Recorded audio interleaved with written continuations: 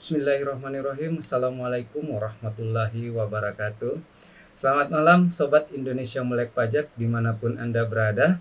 Senang sekali hari ini jumpa lagi dengan saya di channel Indonesia Melek Pajak. Nah, channel ini bertujuan untuk memberikan edukasi mengenai perpajakan dan akuntansi agar kedepannya kita sebagai warga negara Indonesia lebih melek pajak. Nah, hari ini teman-teman kita akan membahas tentang cara ampuh menyembunyikan harta dari kejaran pajak ya. Jadi dari hasil bincang-bincang saya dengan beberapa orang, ternyata masih banyak sekali orang di luar sana yang dengan berbagai macam cara itu berusaha untuk menghindari kewajiban membayar pajak ya, menyembunyikan hartanya, tidak melaporkannya ke pajak. Ya, alasannya sih macam-macam. Jadi ada yang merasa tidak penting untuk bayar pajak, ada yang merasa rugi bayar pajaknya, uangnya nggak jelas kemana dan untuk apa. Ada juga yang jengkel karena uang pajaknya dikorupsi dan lain-lain. Nah, hari ini kita akan coba membahas bagaimana cara agar harta kita tidak terdeteksi kantor pajak, teman-teman ya. Oke, tapi sebelumnya saya harus disclaimer dulu ya guys, bahwa semua yang saya sampaikan di video ini adalah pendapat saya secara pribadi 100%. Jadi ini bukanlah kajian akademis, tidak dapat dibuktikan kebenarannya, belum tentu sesuai dengan peraturan yang berlaku. Jadi mohon koreksinya apabila saya ada kesalahan ya teman-teman ya. Oke. Nah, isi video ini bukanlah saran profesional seorang konsultan pajak ya. Jadi Anda semua tidak boleh dan tidak bisa menjadikan video ini sebagai pedoman satu-satunya bagi Anda untuk melaksanakan kewajiban perpajakan Anda ya, karena masing-masing orang itu punya kasus yang berbeda-beda. Jadi mohon konsultasikan dengan konsultan pajak Anda masing-masing atau AR Anda apabila mau bertanya spesifik tentang perpajakan Anda ya. Oke, dan saya akan tersedia gratis secara live di Instagram Indonesia Melek Pajak setiap hari Selasa jam 8 malam waktu Indonesia Tengah, atau kalau waktu Indonesia Barat jam 7 malam ya teman-teman ya. Dan bagi teman-teman yang mau berdiskusi khusus ya dengan saya, bisa menghubungi saya di www.lembagabantuanpajak.com ya, di www.lembagabantuanpajak.com. Nah, teman-teman, jadi seperti yang sudah saya bahas di video saya sebelumnya ya, yang berjudul NIK sah sebagai NPWP, di video itu saya membahas tentang maksud dan tujuan dijadikannya NIK sebagai NPWP ya. Buat teman-teman yang belum nonton, boleh dinonton ya biar lebih jelas aturannya. Nah, Sobat Indonesia Melek Pajak, Undang-Undang Nomor 7 Tahun 2021 tentang harmonisasi peraturan perpajakan itu telah menyebutkan bahwa nomor pokok wajib pajak NPWP bagi orang pribadi adalah berupa nomor induk kependudukan atau NIK ya teman-teman ya, alias KTP. Jadi KTP kita itu akan berfungsi sebagai NPWP.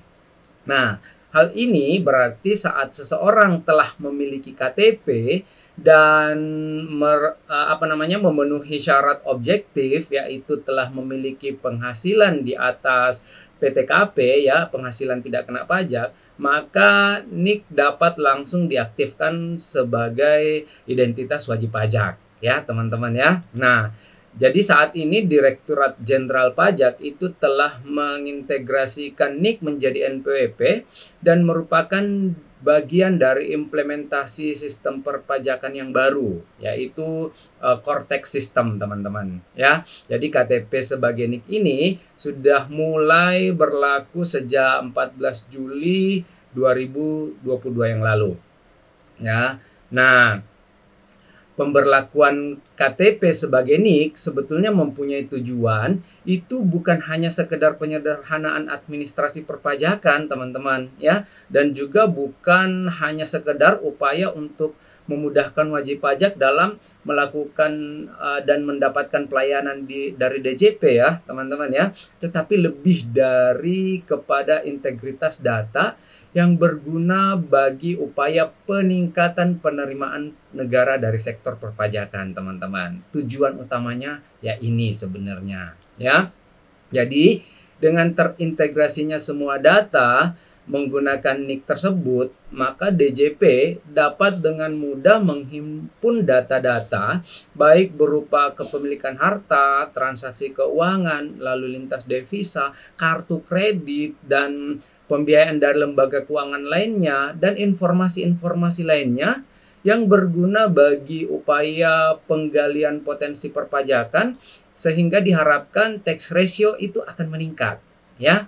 Nah, DJP tentunya akan terus berupaya agar core tax system itu akan terintegrasi dengan semua basis data di setiap kementerian dan lembaga, ya. Jadi sehingga seluruh data ini dapat dijadikan sebagai tools untuk peningkatan penerimaan pajak, ya. Nah, teman-teman, seperti yang saya bilang tadi, bahwa hari ini kita akan membahas bagaimana cara untuk menyembunyikan harta dari kejaran pajak, ya teman-teman ya. Nah, saat ini NIK sudah terintegrasi sebagai NPWP dan DJP berhasil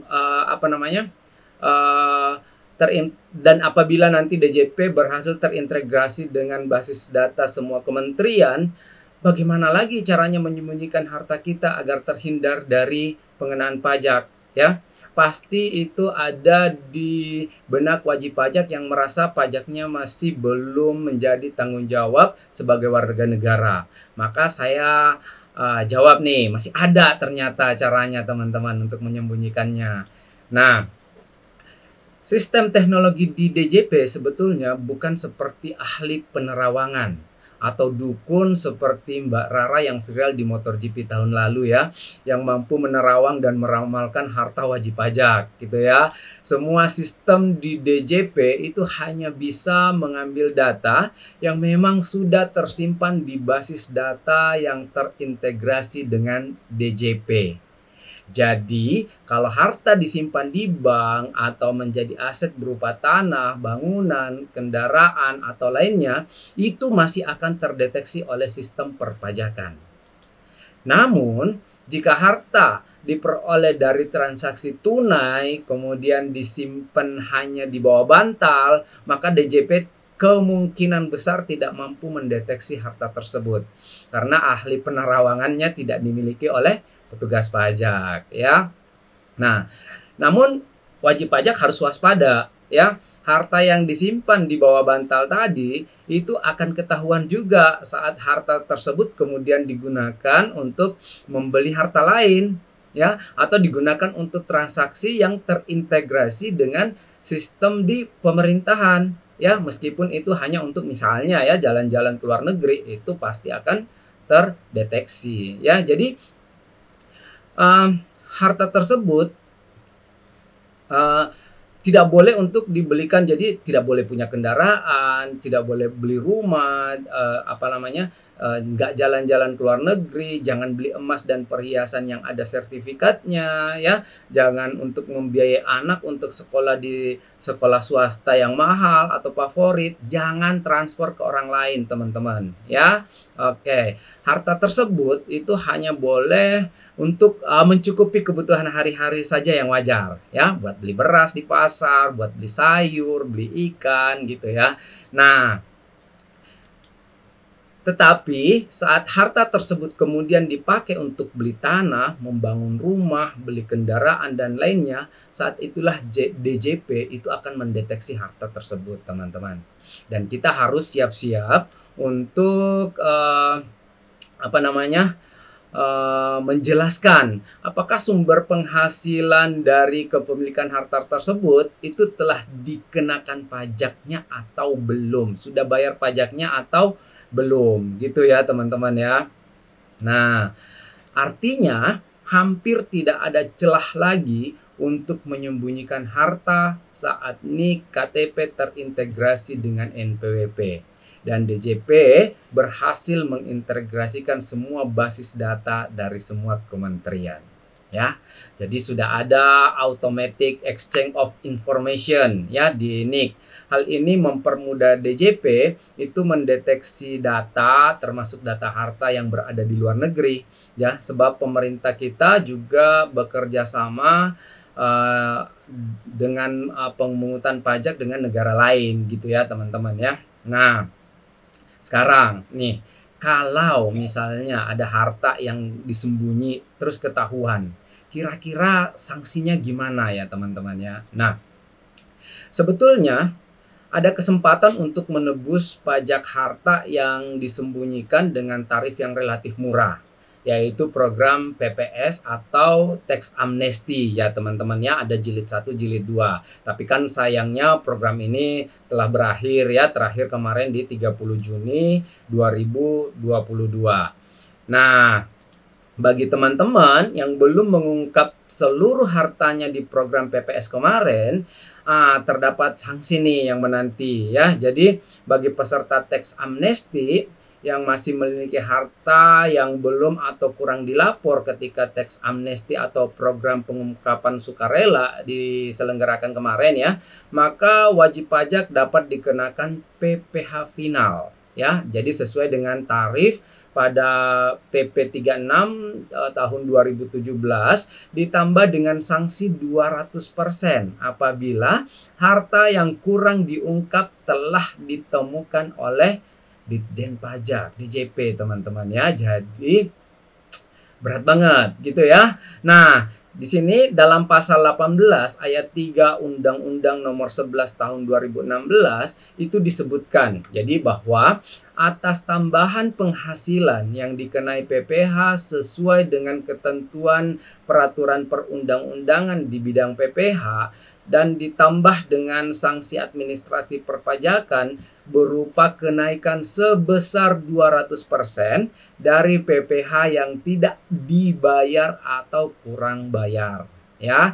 Jadi tarif pada PPh final PP 36 2017 itu adalah 30% untuk wajib pajak orang pribadi, 25% untuk wajib pajak badan, dan 12,5% untuk wajib pajak orang pribadi tertentu ya. Nah, wajib pajak orang pribadi tertentu di sini maksudnya adalah wajib pajak yang pekerja bebas itu dengan omset kurang dari 4,8 miliar atau karyawan dengan penghasilan kurang dari 632 juta. Ini masih boleh pakai tarif PPh final pas final itu 12,5%. Nah, ini bagi peserta kebijakan 2 program pengungkapan sukarela ini terdapat pengenaan PPh final sebesar 30%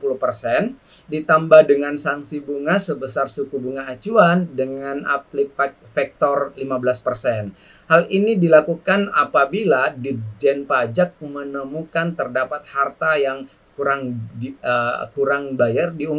diungkap oleh wajib pajak ya.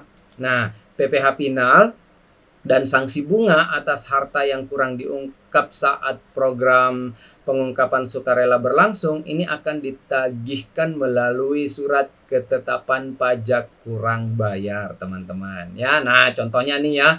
Jadi ini sekedar gambaran bayangannya, misalnya nih ditemukan harta belum lapor pajak senilai 1 miliar gitu ya untuk wajib pajak wajib pajak orang pribadi ya. Nah, ini kan tinggal dikalikan 30% berarti 300 juta gitu ya. Kalau ini ditemukan oleh DJP maka kena denda 200%. Nah, itu sekitar 600 juta ya. Jadi total harus dibayar dari harta yang 1M ini adalah 900 juta, teman-teman. Artinya, hampir semua harta yang kita sembunyikan itu adalah milik negara. Ya, ayo siapa yang berani nih sembunyikan harta lagi nih ya. Nah, jadi harta kita itu akan habis untuk pajak kalau kita nekat untuk menyembunyikan harta teman-teman ya. Nah, tapi ada juga nih temen ya, maksudnya yang ngeyel ya, harta itu diatasnamakan orang lain, misalnya beli rumah atas nama sopir lah, atas nama pembantu, atas nama keluarga, ibu, bapak, dan lain-lainnya. Nah, apakah itu aman? Nah, untuk kasus yang seperti ini juga tidak akan lolos ya, sebab orang yang atas nama harta tersebut itu akan diperiksa penghasilannya dari mana dan diminta pertanggungjawaban perpajakannya. Dan kalau tidak bisa bayar, harta tersebut bisa disita untuk negara. Jadi sama saja teman-teman, tetap tidak akan aman menyembunyikan harta atas nama orang lain. Ya. Nah, oleh karena itu, ya, wajib pajak sudah seharusnya melaporkan setiap penghasilan dan hartanya sesuai dengan keadaan sebenarnya, teman-teman. Wajib pajak harus taat patuh dengan ketentuan perpajakan yang berlaku di Indonesia. Karena upaya penghindaran pajak akan beresiko kerugian bagi wajib pajak itu sendiri. Ya, nah baiklah teman-teman, begitu saja untuk hari ini ya. Jika ada yang mau ditanyakan ya, jadi ada tanya jawab gratis secara langsung, tersedia live di Instagram Indonesia Melek Pajak setiap hari Selasa jam 8 malam ya waktu Indonesia Tengah, atau jam 7 malam waktu Indonesia Barat. Dan juga bagi teman-teman yang mau berdiskusi khusus dengan saya, ya, Anda bisa buka website www.lembagabantuanpajak.com ya, di www.lembagabantuanpajak.com ya. Di sana ada saya dan banyak teman-teman lain yang bisa membantu. Nomor saya A03 ya. Terima kasih semua teman-teman, semoga bermanfaat. Sampai jumpa. Wassalamualaikum warahmatullahi wabarakatuh.